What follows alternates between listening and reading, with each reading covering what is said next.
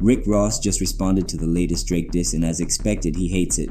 He hates the fact that he went on the defensive side.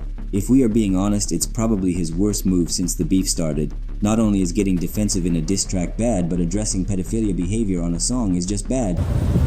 You know ain't nobody playing a song about pedophilia, defending pedophilia in a club. Kendrick hasn't made a song dedicated entirely to brushing of the accusation that he allegedly hit his wife. I mean, nobody is going to jam the song in the club. On the bright side, Drake chose a nice approach. I'm saying this because he didn't try to release a club banger like Kendrick did, or tried to release any hit song to counter. The title choice seems bright enough, and I know what some are insinuating. That the heart only has 5 chambers. For that reason, Kendrick wasn't going to make a Heart Part 6. It's much of a reach, but still a solid thought.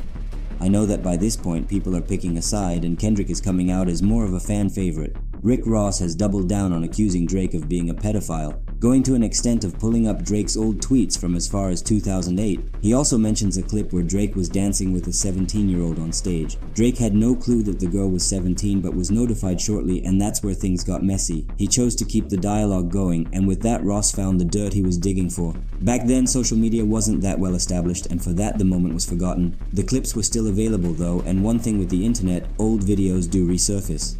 Ross' actions are ironic as he himself faced heavy convictions from his lyrics where he brags about drugging a lady. The spotlight is more on Drake's side, meaning funny comments, like the "I expected you to call me a pedophile is crazy," or the famous comment, "Drake sounds like he is giving his defense to the judge." Drake had some pretty nice bars like, "Whitney, you can hit me if you need a favor. When I say I'll hit you back, it's a lot safer." Of course, our middle child is catching strays as usual, but this time he's more on the congratulated side. Overall, this beef isn't looking good for Drake since some accusations seem to stick on more than others. Take the ghostwriter accusation Drake received over a decade ago, for example. His comment sections are always flooded with the same old insults. In addition to that, he now has a more career-wrecking accusation against him. Recently, Drake has been treated as more of an underdog, which is the only advantage he has over Kendrick. That is because he has been exceeding expectations lately. Face it, no one ever expected Drake to be this level competitive ever. If there was any duo to give us a nice back-to-back exchange, it's Drake and Kendrick. Kendrick has the culture rooting for him, and with that being said, he saw this as an opportunity to build his momentum. Rumor has it that we expect an album release from Kendrick any time from now.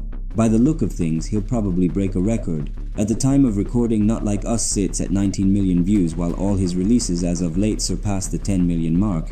In one of my recent videos, I stated that Kendrick deals more in full cohesive projects and concluded that he would not diss Drake back anytime soon. Clearly my conclusion was wrong, but Kendrick does dwell in cohesive projects.